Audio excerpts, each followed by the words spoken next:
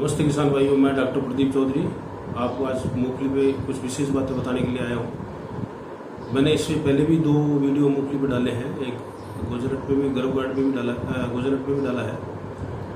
किसान भाइयों, मेरे जो किसान मिलते हैं, जो किसानों से बातचीत होती है, उससे मेरे को लगा कि कुछ बातें किसानों को बताना ज़रूरी है।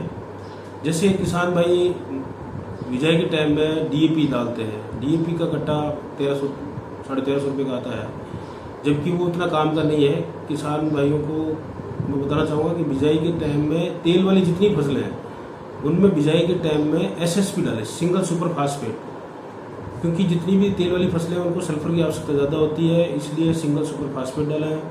सस्ता होता है, 400-450 रुपये कट्टा आता है, ज़्यादा महंगा नहीं है, तो वो बचत हो सकती है। कुछ किसान भाई DAP बाद में घोल के भी डालते हैं, वो बिल्कुल गलत डाल रहे हैं। DAP का में होता है डाई अमोनियम फास्फेट, अमोनिया के साथ में फास्फेट। जो अमोनिया है वो यूरिया है, तो यूरिया के साथ में फास्फेट होता है।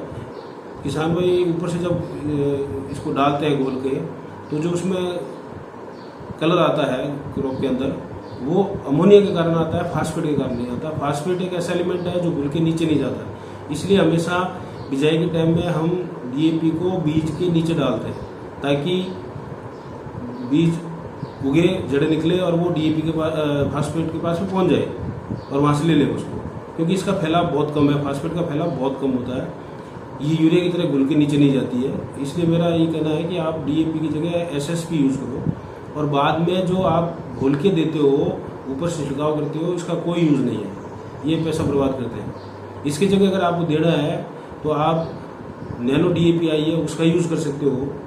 इसके अलावा 05234 का यूज़ कर सकते हो, अगर आपको आवश्यकता पड़ती है, लगती है कि भाई हमारे को फास्फेट की ज़रूरत है, तो ये आप नहीं करें, इससे खर्चा फालतू बढ़ता है। इसके अलावा कुछ किसान भाइयों से मेरे को पता चला कि वो यूरिया भी इसमें 3-3, 4-4 बार देते हैं। यूरिया सिर्फ बिजाई मतलब फर्स्ट पानी के साथ में 10 किलो यूरिया चलाना होता है। मूंगफली में यूरिया की विशेष आवश्यकता नहीं होती है, क्योंकि शुरुआत में तो हम इसके थोड़ी सी बढ़वार के लिए दे देते हैं, लेकिन बाद में इसमें खुद जो इसकी जड़ होती है उसमें छोटी छोटी गांठें बन जाती हैं, उसमें राइजोबियम बैक्टीरिया होता है, वो अपने आप ज़मीन में से नाइट्रोजन पौधे को देता रहता है। इसलिए बहुत ज़्यादा यूरिया की आवश्यकता नहीं है, उसका खर्चा भी फालतू नहीं करें। इसके अलावा किसान भाइयों की से जो मेरी बातचीत हुई, उसमें उनको पता ही नहीं चलता है कि काली जड़ और कॉलर रूट दोनों में अंतर नहीं पता चल पाता है कि क्या है, क्योंकि कॉलर रूट में भी जड़ काली भी होगी। कॉलर रूट क्या चीज़ है? कॉलर रूट है जब पौधा ज़मीन से बाहर आ जाता है और ज़मीन के पास से वो गल जाता है, उसको कॉलर रूट बोलते हैं, ज़मीन के पास से गलना। इन दोनों में काली जड़ जिसको बोलते हैं, रूट रॉट बोलते हैं उसको, इसमें दवाई देने का जो पैटर्न है वो चेंज हो जाता है। अगर रूट रॉट हुई है, काली जड़ हुई है, तो दवाई जो भी आप दवाई दे रहे हैं वो पहले दी जाएगी, फिर पानी दिया जाएगा। दूसरा, जब कॉलर रूट होती है, मतलब ज़मीन के पास से अगर पौधा गल रहा है, तो पहले आधी दवाई दी जाएगी, फिर पानी दिया जाएगा, फिर लास्ट में आधी दवाई दी जाएगी। इस तरह से उसको देना है। और टिक्का डिजीज में सबसे लास्ट में दवा देनी है, पहले पानी देना है। इसी तरह से ये देखने में आया कि सल्फर जो है किसान लाइन में चलाते हैं, उससे एक तो सल्फर की मात्रा ज़्यादा लगती है, दूसरा पौधे में उतनी यूज़ नहीं हो पाती। अगर उसको देना है तो आप स्प्रे करके दीजिए, बहुत अच्छा रिजल्ट आएगा इसमें। और एक किसान भाइयों का ये है कि जो गोजालट है उसके लिए वो ट्रीटमेंट लेट स्टार्ट कर रहे हैं। काली जड़ के लिए, कॉलर रूट के लिए लेट ट्रीटमेंट देते हैं, जबकि मैंने हर वीडियो में कहा है पहले पानी के साथ में, बिजाई के 20, 25, 30 दिन बाद में हम जो पहला पानी देते हैं उसी में इसके फंगस की दवाई चलानी है। फंगस में आप जो सस्ती और जैविक है वो ट्राइकोडर्मा यूज़ करें, बहुत सस्ती है, लंबे टाइम तक काम करती है, और जब बरसात पड़ रही हो तब भी ये काम करती है। बाकी दूसरी जो फंजीसाइड है वो काम नहीं करते, लेकिन ट्राइकोडर्मा लगातार लंबे टाइम तक काम करती है। दूसरे से हमारा खर्चा कम होता है।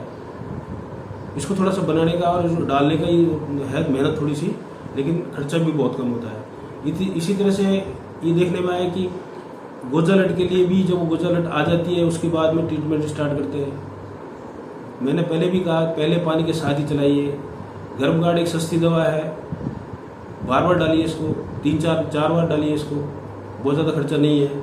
गुर्जालिट को आने के बाद में कंट्रोल करना बहुत मुश्किल हो जाता है। कारण क्या है कि उसके साइज बढ़ जाता है, तो उस पर दवाइयों का असर इतना नहीं हो पाता है। इसलिए अगर आप गर्म गार्ड यूज़ करनी है तो शुरुआत से करें। शुरुआत में मैंने आपको बताया कि 200 लीटर पानी लेके एक ड्रम में 2 किलो गुड़ और 1 किलो गर्म गार्ड घोल लें, उसको छाया में रखें, ड्रम साफ़ सुथरा लें, रोज़ एक बार हिलाएँ। इसमें 3 दिन बाद में झाग उठने शुरू हो जाते हैं, 4-5 दिन बाद में ये झाग शांत हो जाते हैं, दवाई तैयार हो जाती है। इसको 50 लीटर पर बीघा के हिसाब से चला दें।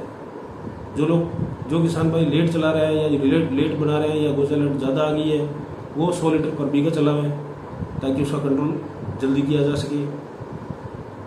इसके अलावा किसान भाइयों की जो दिक्कत आ रही है कि वो ये पूछते हैं कि सब पीलापन आ रहा है। पीलापन कई कारणों से आता है।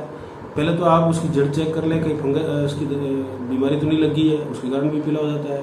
अगर जड़ें एकदम साफ़ सुथरी है तो बरसात के कारण या तेज़ ज़्यादा पानी देने के कारण जो आयरन है, फेरस है, वो पानी में घुल के नीचे चली जाती है, उसके कारण पौधे में पीलापन आता है। उसके लिए आप जिलेटेड फेरस है वो यूज़ करें, फेरस नाइट्रेट है वो यूज़ करें।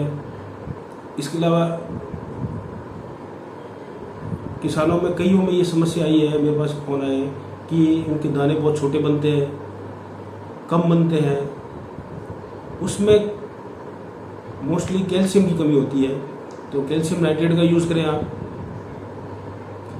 इसके अलावा किसान भाइयों, आपसे मेरा अनुरोध है कि आप जब भी फ़ोन करें तो मुझे 10 से 5 ही फ़ोन करें। कई किसान हैं जो सुबह 4 बजे फ़ोन कर देते हैं, कई किसान हैं जो रात को 11 बजे फ़ोन कर लेते हैं। तो आप 10 से 5 ही फ़ोन करें। मेरे जो पुराने वीडियो है मेरे यूट्यूब चैनल पे है। यूट्यूब चैनल का नाम है डॉक्टर प्रदीप चौधरी। और आपको कोई विशेष समस्या हो तो आप मुझसे संपर्क कर सकते हैं। धन्यवाद।